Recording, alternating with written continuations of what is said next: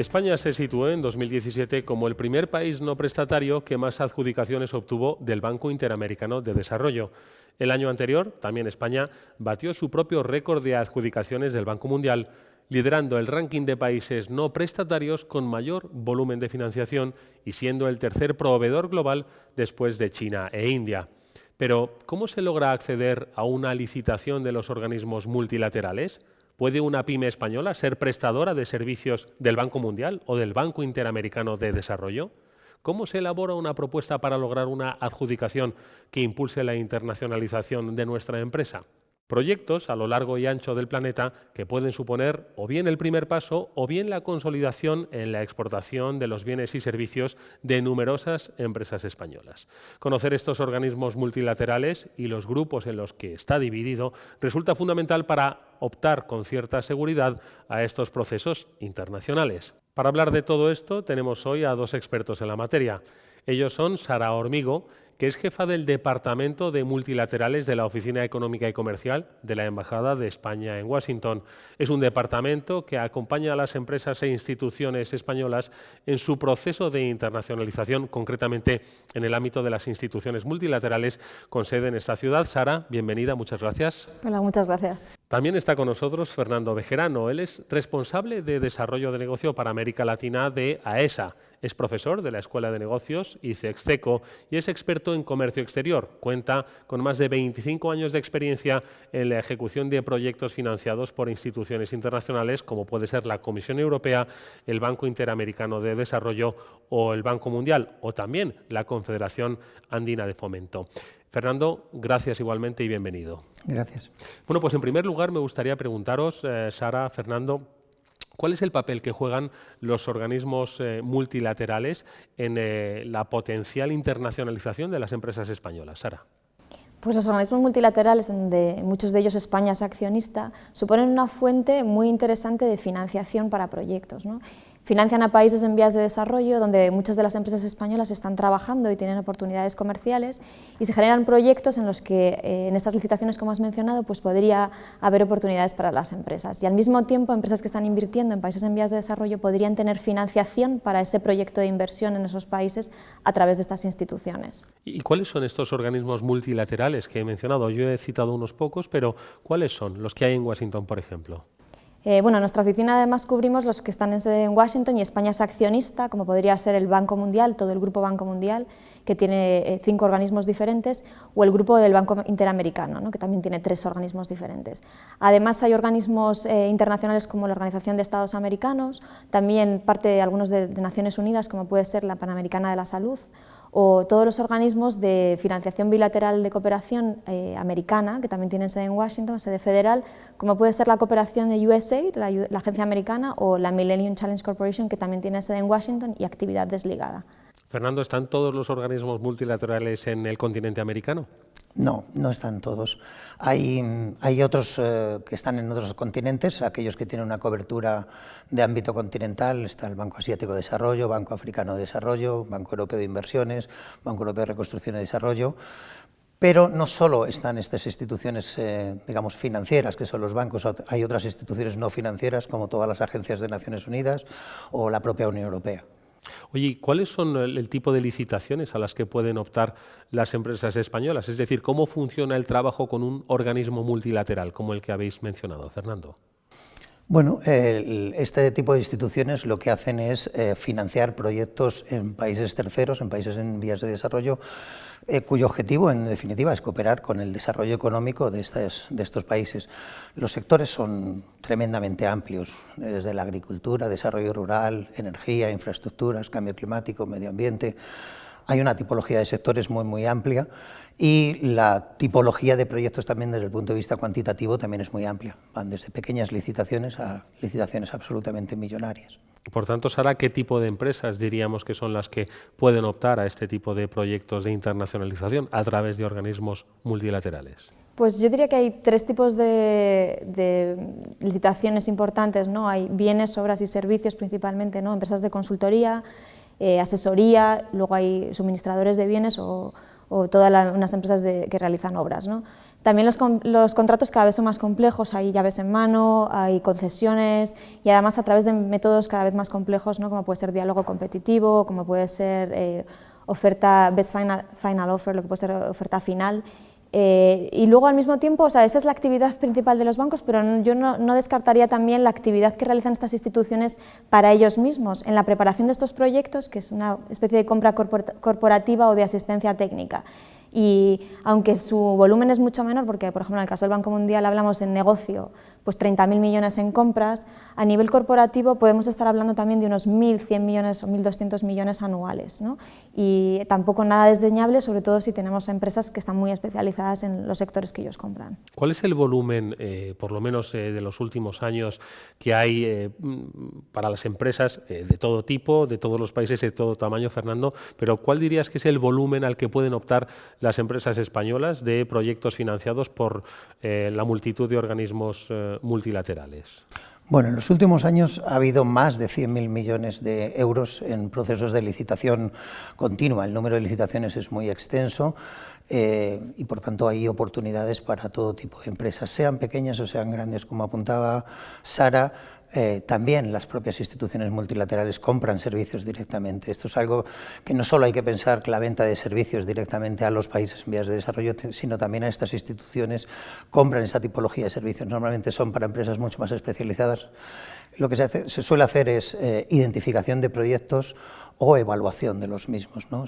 Hay formulación de los proyectos, es algo que los bancos directamente compran esa tipología de servicios. Por tanto, hay oportunidades en todo el ciclo de proyecto para las empresas españolas, más pequeñas o más grandes.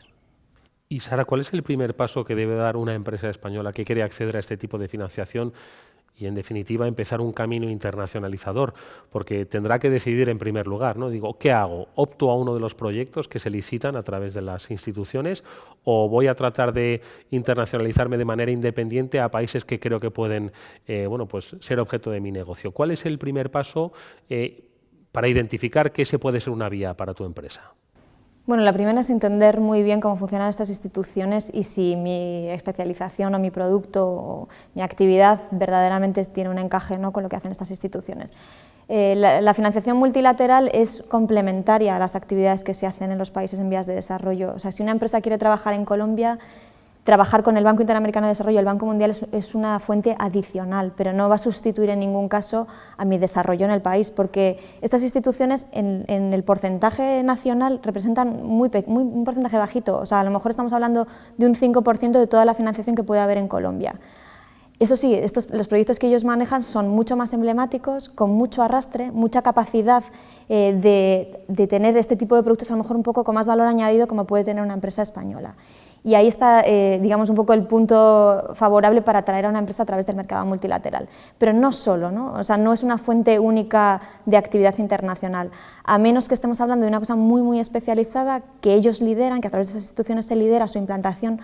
Y, por ejemplo, digo, pues temas muy punteros, ¿no? Por ejemplo, ciberseguridad. Pues a veces los países no están preparados para implementar sus propios planes y estas instituciones guían toda su reforma, sus apoyos de gobierno, y esa reforma al final pues, nos puede hacer una entrada de nuestros productos mucho más sencillo que hacerlo a través, digamos, directamente con la sensibilidad que puede tener este mercado, ¿no?, directamente al gobierno nacional.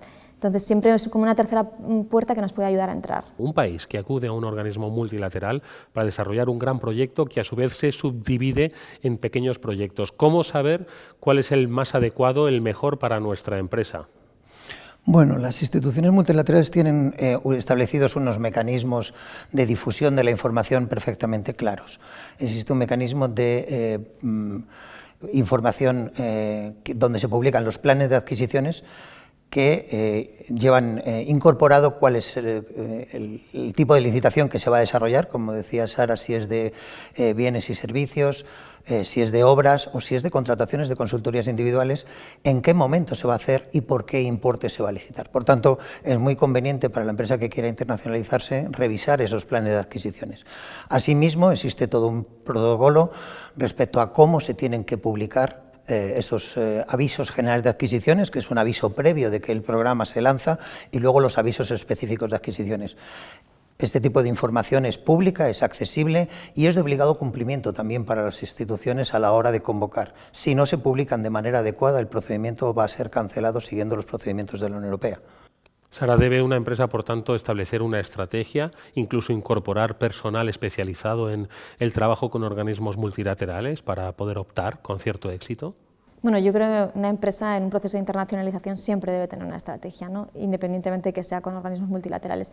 En concreto, con estos organismos sí debe hacer un análisis porque estas instituciones tienen particularidades y los procesos son costosos. O sea, licitar supone un dinero y una inversión hacia la empresa y si no existe una estrategia clara hacia dónde quiere ir, pues es difícil, ¿no? Justo hace no muy poco hemos hecho una semana multilateral en ICEX y el mensaje muy claro de muchas instituciones era hacia las empresas focus, ¿no? O sea, el tener una estrategia clara, no ser demasiado ambicioso, conocer muy bien la empresa y las capacidades, de qué personal tengo de verdad a mi disposición para internacionalizarme, de qué presupuesto dispongo, puedo invertir anualmente en realizar ofertas porque hablamos de baremos más o menos de participar en 7 procesos para entrar en 3 listas cortas y poder ganar una oferta. Todo eso con muchísima dedicación, ¿no? Entonces, como es una estrategia a medio plazo, va a requerir desde luego un compromiso completo desde la dirección de la empresa para apoyar esa continuación, ¿no? Fernando, habla Sara del poner el foco, ¿no? Es algo que las empresas que se inician en estas licitaciones acaban tropezando en este sentido, es decir, optan a demasiadas cosas y al final su fuerza se acaba diluyendo. ¿Por qué expone esta circunstancia? Porque hay una tendencia de las empresas que desconocen estos mercados a extenderse en el número de oportunidades. El volumen de licitación es tan amplio que uno tiene la tentación de pensar si apuesto a más cosas tengo más posibilidades de ganar. Y en realidad para mí es el proceso totalmente inverso. Hay que focalizar la inversión. Como decía Sara, preparar una licitación, seguir una licitación es muy costoso. Tiene un claro impacto en la cuenta de resultados, pero por supuesto también hay que hacer un trabajo ordinario tremendamente detallado. Estos procesos son muy competitivos, hay grandes empresas licitando también en las mismas condiciones que nosotros. Ya salimos de nuestra zona de confort del mercado nacional o el mercado local o provincial y vamos a competir con empresas de ámbito mundial que tienen mucha experiencia. Por tanto, hay que focalizar el tiro. Primero, porque son procesos demasiado largos en el tiempo, son muy extensos y requieren una inversión muy potente. Tiene un coste de oportunidad. Poner recursos económicos y recursos humanos a ejecutar un proceso de licitación lo estamos detrayendo de otras actividades, sean las ordinarias en las que nos movemos o sean otras oportunidades donde podríamos tener más oportunidades reales, ¿no? Es evidente que también tiene un potencial desgaste. No podemos caer en la tentación de perder licitaciones y que no nos pase nada moralmente, ¿no? No podemos acostumbrar a nuestros equipos de preparación de oferta de que nada ha servido. Como decía Sara, al final son muchas más las licitaciones que se pierden que las que se ganan. Eso es algo que la empresa española también lo tiene que conocer, aquellas que se tienen que internacionalizar. Por tanto, ¿cómo se debe trabajar ese aprendizaje de una empresa española que empieza a optar por estas licitaciones internacionales? No va a ganar la primera, tal vez no gane siquiera la segunda, pero alguna tendrá que ganar. ¿Cómo deben, de alguna forma, implementar ese aprendizaje para que no decaiga, ¿no?, ese interés por esta forma de internacionalizarse?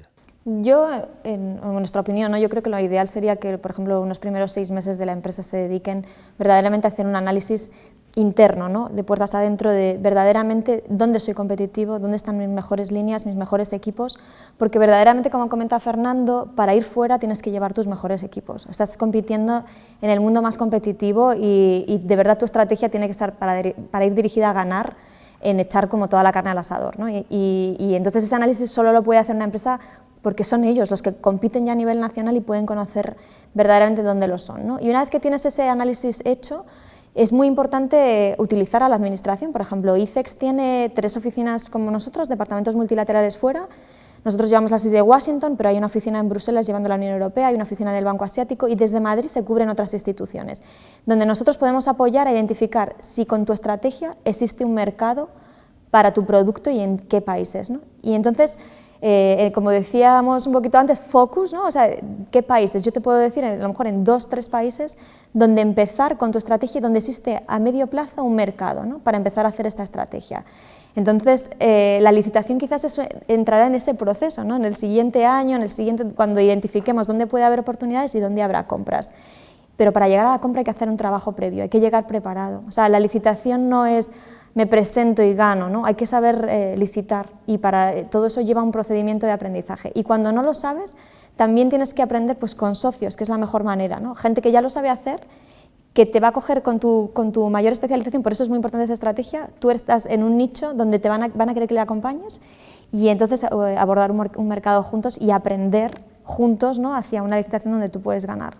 ¿Cuál es ese papel precisamente, Fernando, del consorcio? Es algo que hoy en muchas empresas españolas, cuando se acude, ¿no? a proyectos internacionales, pero les conviene cómo se hace, nunca lo han hecho, han tenido un socio o están yendo incluso con quien podría ser parte de su competencia. ¿Cómo deben entender las empresas españolas este concepto?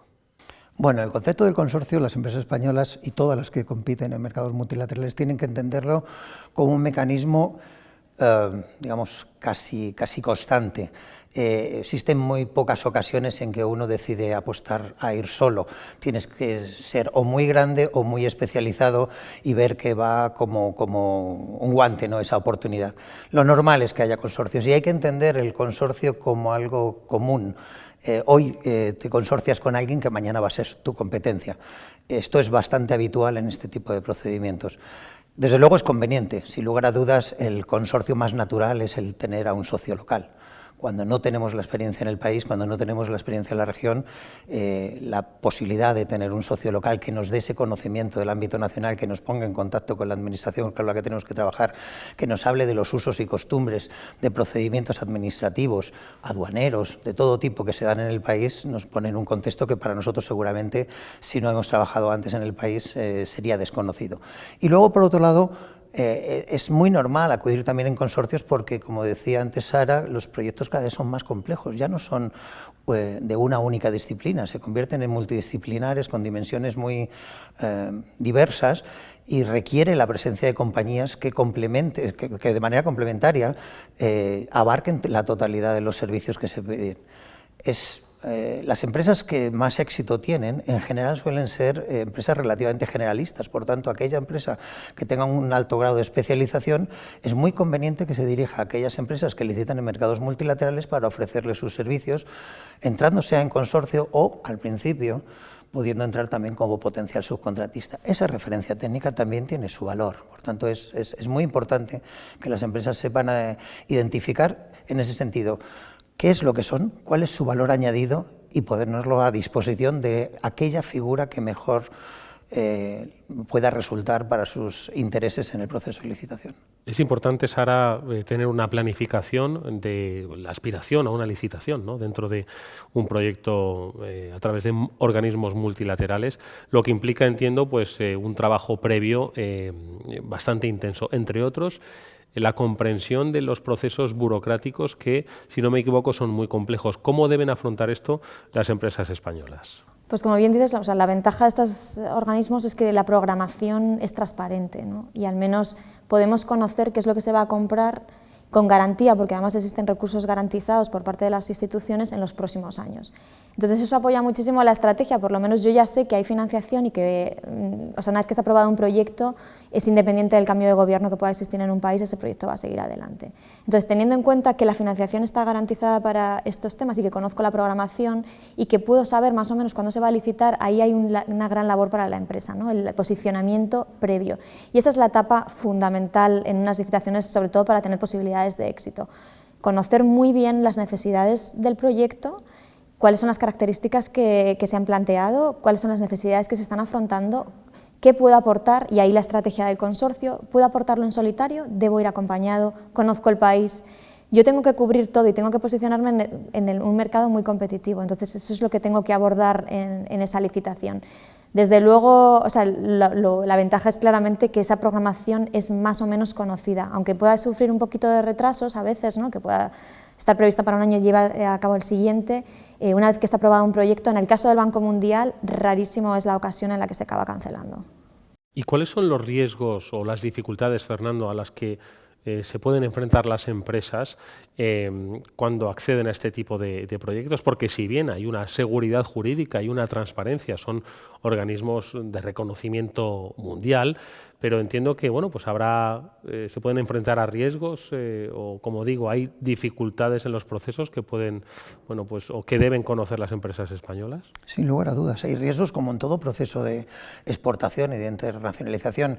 Sin embargo, la internacionalización multilateral lo que conlleva es que los riesgos son menores, desde una minoración del riesgo cambiario, seguridad de cobro, seguridad jurídica, transparencia en los procesos.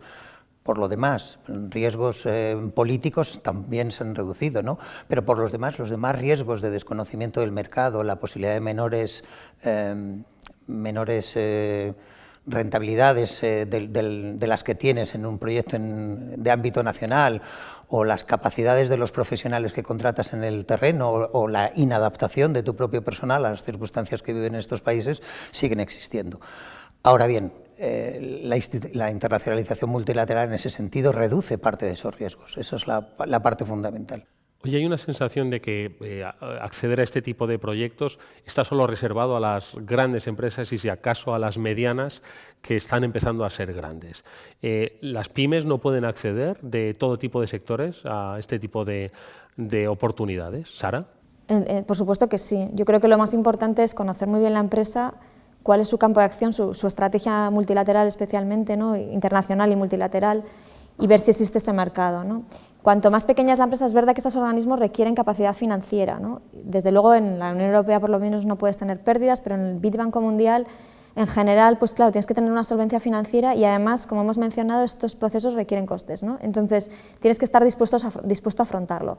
Entonces, si eres una empresa muy pequeña, tienes un hueco, como ha mencionado antes Fernando, en la subcontratación con ese nivel alto de especialización. Y es muy importante conocer si eso existe, ¿no? Nosotros hemos visto en la oficina comercial empresas muy pequeñas, unipersonales, de 1 o 2 personas, que tienen mercado. Pero tienen mercado porque están en un nicho muy especializado que verdaderamente hace falta ese conocimiento. También estos organismos son organismos de conocimiento. Quieren trabajar con los países en avanzar, ¿no? Y desde luego es una forma estupenda de transmitir el conocimiento más avanzado español a otros países. ¿Tenéis un ejemplo que os venga a la cabeza, Sara, Fernando, sobre empresas bueno, pues pequeñas, españolas, de sectores determinados, que hayan logrado con esfuerzo, con capacitación, con tiempo y paciencia, optar a una de estas licitaciones de algún organismo multilateral? Fernando, ¿te viene a ti alguna a la cabeza? Sin lugar a dudas, hay muchas empresas pequeñas que han tenido grandes éxitos en mercados multilaterales con un proceso de internacionalización reciente. Hay empresas españolas que han empezado hace relativamente poco, que han buscado alianzas con empresas más experimentadas, que esto es uno de los mecanismos principales, y que estas empresas han sido empresa tractora para llevarles a tener éxitos en estos mercados multilaterales. Lo importante es justamente, como decíamos antes, hacer un proceso de autodiagnóstico, reflexión de en qué somos buenos, intentar vender aquello en lo que seamos mejores y acudir, sea al licitador o sea al potencial socio, a hacerle ver cuál es tu valor añadido en la propuesta. Pero sin lugar a dudas hay muchos ejemplos de empresas españolas que en los últimos años han tenido éxitos en mercados internacionales. No solo porque el buen hacer en España les ha llevado a tener referencias técnicas que son apreciadas en estos mercados en desarrollo, sino también en aquellos países que en este momento están en preadhesión a la Unión Europea. Ese acervo, ese conocimiento de la realidad de cómo hemos evolucionado en España en los últimos años es un elemento muy atractivo para países que se encuentran en este momento en preadhesión. Turquía es un ejemplo de un país que recibe multitud de financiación europea y las empresas españolas tienen un alto potencial de éxito en Turquía, en estos mercados, porque las experiencias realizadas en España son muy valoradas. Sara, ¿te viene a ti a la cabeza algún ejemplo que pueda ser inspirador para las empresas que nos están viendo? Sí, o sea, por ejemplo, empresas muy pequeñitas, nosotros que ya hemos visto, por ejemplo, STA Solar es una empresa que tiene 2 o 3 personas, está muy especializada, por ejemplo, en el mercado, pues en los temas de renovables, en temas de solar, de energía solar concentrada, Entonces, no existen muchos proyectos de este tipo en el mundo, pero en todos ellos requiere un proceso fuerte de preparación por parte de la institución multilateral, porque son proyectos muy grandes, donde entran a financiar casi siempre y donde hace falta una especialización muy elevada y donde casi no hay nadie en el mundo que tenga ese nivel de especialización, ¿no? Luego, por ejemplo, en temas de patrimonio, ¿no? Por ejemplo, hemos visto varias empresas muy especializadas, igual con equipos muy pequeños de conservación de patrimonio, pero que pues tienen eso que han hecho en España, esa rehabilitación de cascos urbanos en las pequeñas ciudades españolas, es completamente exportable a todas las ciudades, por ejemplo, en el caso de América Latina, ¿no? Temas de turismo, temas de cambio climático, empresas, por ejemplo, pues una empresa que es una cooperativa que se llama Agresta, por ejemplo, y trabaja en temas medioambientales, forestales, y está trabajando directamente para los bancos, sobre todo con todos los fondos, como pueden ser fondos climáticos, ¿no? Simplemente es eso, hacer ese análisis, existe ese mercado, voy hacia un mercado, trabajar directamente para el banco corporativo, voy a ir a sus proyectos, a sus líneas de trabajo, y en qué países y dónde, ¿no? Dónde hay una estrategia clara alineada con mi sector.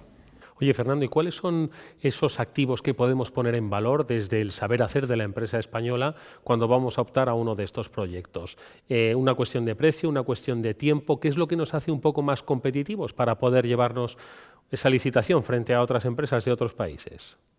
Bueno, por un lado puede ser, desde luego, una estrategia, puede ser el precio, que conozcamos mejor el país o el sector, pero no nos olvidemos que muchas empresas españolas tienen un potencial en América Latina que no tendrían otras nacionalidades. A veces son cosas como el conocimiento idiomático. Hay empresas que no están teniendo éxito en el mercado latinoamericano simplemente porque no forma parte de su estrategia. Entonces, empresas españolas que puedan acceder al mercado latinoamericano acompañadas con otras que no tengan una estrategia definida hacia ese mercado es otra posibilidad. Empresas nórdicas o empresas no sé, bueno, multitud de ellas europeas que no trabajan en mercados latinoamericanos, la posibilidad de asociarse con una empresa española que le abra la puerta, que le permita ese conocimiento del mercado latinoamericano, aunque solo sea desde la vía idiomática, es un gran potencial. Oye, Sara, habéis comentado que es importante licitar a varios proyectos al mismo tiempo, tener muy claros cuáles son los que potencialmente, bueno, tendremos muchas más opciones. Obviamente, también habéis hablado de que hay muchas zonas en el mundo que están desarrollando, ¿no?, actividades, que hay muchos organismos internacionales que cubren estas zonas. Es bueno diversificar en diferentes áreas del mundo, estar en América, pero también optar a algún proyecto en África, ¿o conviene centrarlo todo en determinadas zonas geográficas? Hombre, para ser competitivo tienes que conocer muy bien el producto, pero muy bien lo que está demandando el país, ¿no? Y yo creo que dependiendo de la capacidad de la empresa, pero lo normal, una empresa que empieza no puede cubrir muchas áreas geográficas y muchos países.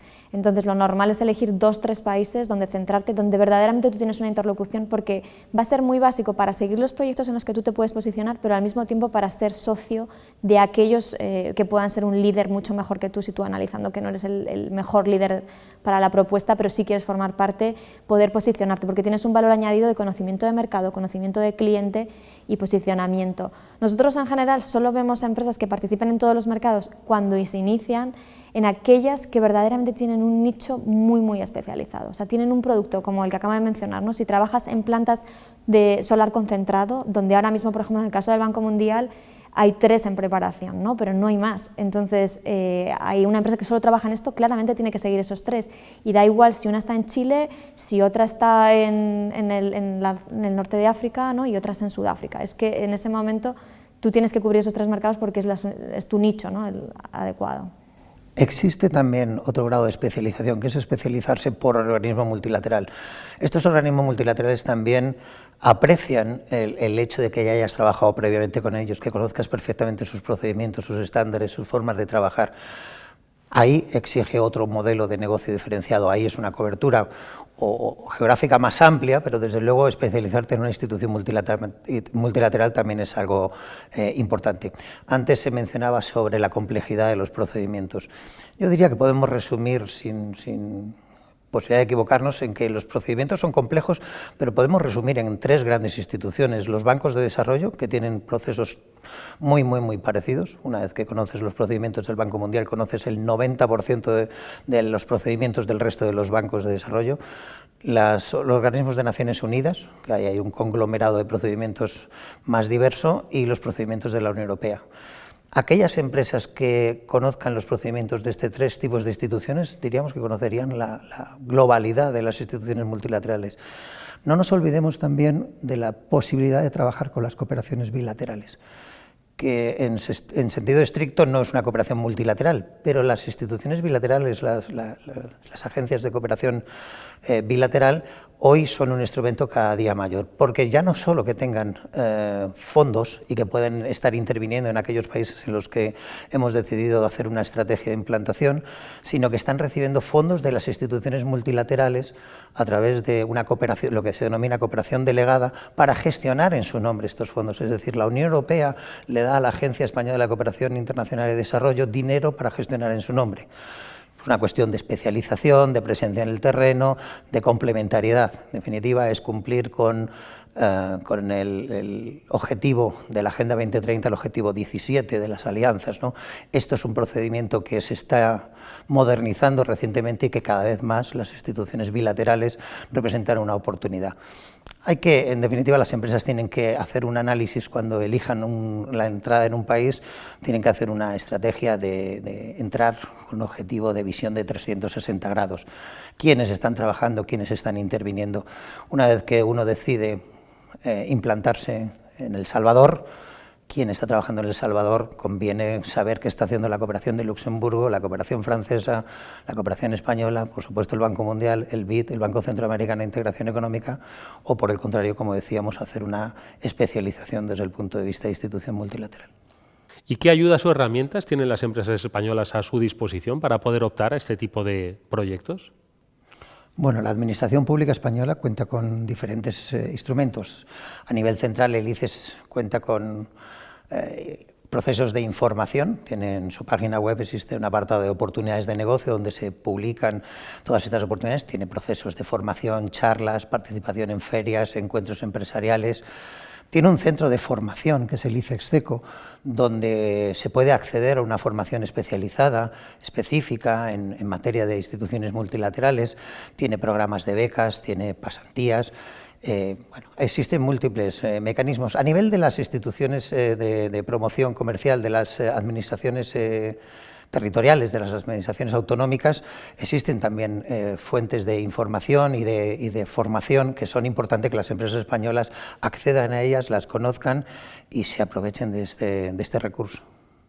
Y adicionalmente España tiene una red súper potente de apoyo a la empresa en oficinas comerciales, ¿no? Ahora mismo España tiene más de 100 oficinas comerciales en todos los países que conocen muy bien sus mercados, las oportunidades de sus mercados y las instituciones que operan en sus países. Trabajan en coordinación con las 3 oficinas que he mencionado antes, que están muy especializadas en temas multilaterales y que además pueden apoyar, creo que es una ayuda fundamental y diferenciador frente a otros países. Y eso unido a herramientas muy potentes de apoyo a la internacionalización que tiene España, ¿no? Tanto de apoyo a la exportación, garantías, o sea, CESCE, ICO, COFIDES, y luego cofinanciación. Ahora mismo hay 2 herramientas de cofinanciación, FIEM y FONPRODE, que están trabajando con las multilaterales y que dan pues, un camino importante a las empresas para poder avanzar en esta línea.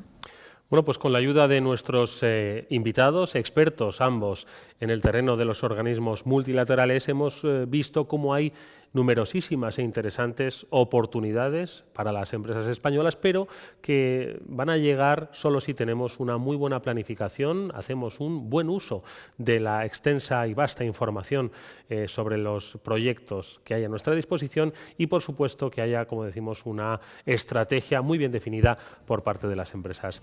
Fernando Bejerano y Sara Hormigo, muchísimas gracias por haber estado con nosotros en este encuentro y hasta muy pronto.